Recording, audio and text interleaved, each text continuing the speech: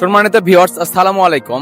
এই মুহূর্তে আমি অবস্থান করছি নওগাঁ বাইপাস রোড। এটা নওগাঁর একটি অত্যন্ত গুরুত্বপূর্ণ এবং ব্যস্ততম রাস্তা।